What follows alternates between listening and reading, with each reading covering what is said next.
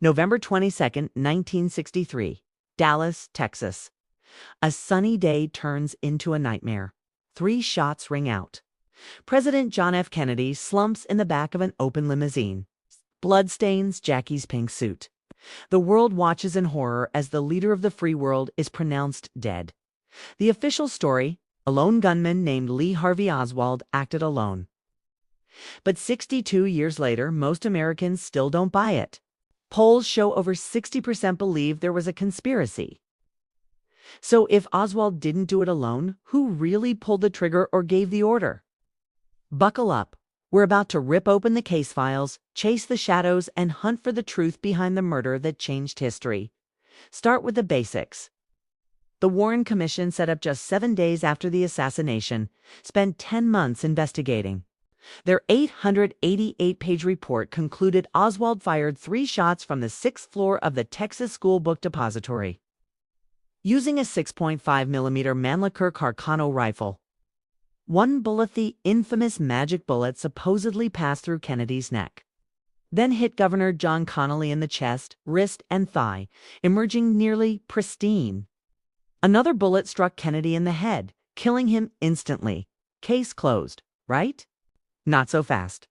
Let's talk about that magic bullet. Critics call it impossible. The bullet, labeled CE-399, would have had to change direction midair, slow down, speed up. Speed up, Dr. Cyril Wecht, a renowned forensic pathologist, has spent decades dissecting this claim. He says the bullet's path defies physics and ballistics. Connally was seated lower and to the left of Kennedy. For one bullet to align both men's wounds, it would need to zigzag like a cartoon. Wecht's conclusion: at least 2 shooters. And if there were 2, the lone gunman theory collapses. Now, meet the man accused, Lee Harvey Oswald, a 24-year-old ex-Marine with a murky past. He defected to the Soviet Union in 1959, lived there for 2 years, married a Russian woman, then waltzed back to the U.S. with no hassle. Odd for a traitor during the Cold War, don't you think? Oswald worked at the book depository, conveniently along the motorcade route. He was arrested an hour after the shooting for killing a Dallas cop, J.D. Tippit. 2 days later, before he could be properly interrogated, nightclub owner Jack Ruby gunned him down on live TV. Oswald's last words: just a patsy. A dying man's confession, or a scripted line. Ruby's motives are a rabbit hole. He claimed he killed Oswald to spare Jackie Kennedy the pain of a trial. Noble, sure. But Ruby had deep ties to the mob. He ran clubs in Dallas, owed favors to gangsters in Chicago and New Orleans. The House Select Committee on Assassinations in 1978 found Ruby likely had underworld connections. Was he silencing Oswald to protect a larger conspiracy? And why was Ruby dying of cancer just a few years later, muttering about being injected with something sinister? Let's zoom out. Kennedy had enemies, big ones. Start with the CIA. JFK fired Director Allen Dulles after the Bay of Pigs fiasco, a botched invasion of Cuba. He reportedly vowed to splinter the agency into 1,000 pieces. Dulles, ironically, ended up on the Warren Commission. Cozy, huh? Declassified files show the CIA ran anti-Castro plots, including team-ups with the Mafia to kill Fidel. Mob bosses like Sam Giancana and Carlos Marcello hated the Kennedys. Bobby Kennedy, as Attorney General, was cracking down on organized crime. Marcello allegedly bragged he'd take out the dog JFK to get rid of the tail, Bobby. Then there's the military-industrial complex. JFK was pulling out of Vietnam.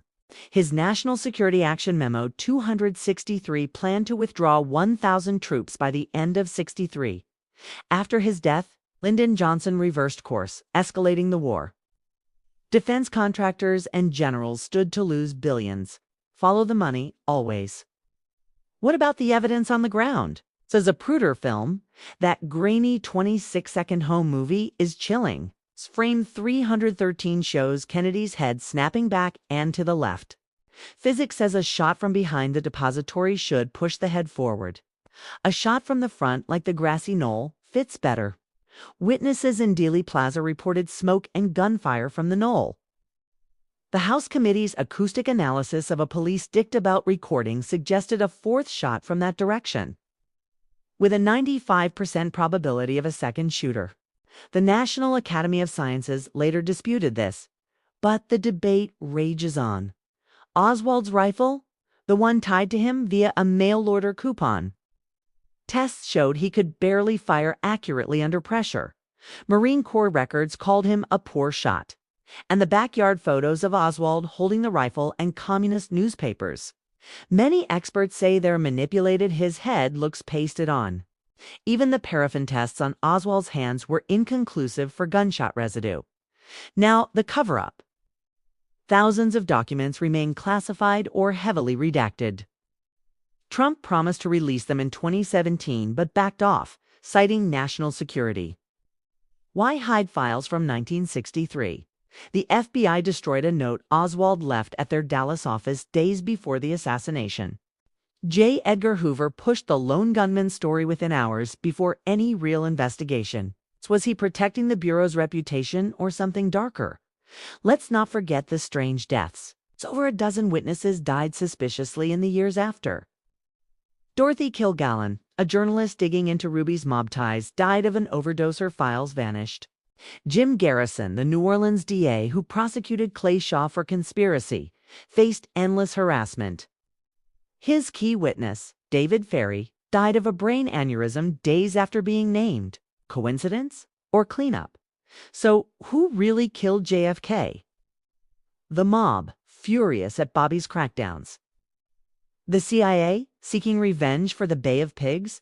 Anti-Castro Cubans, betrayed by Kennedy's inaction. LBJ, eager for power. Or a toxic mix of all.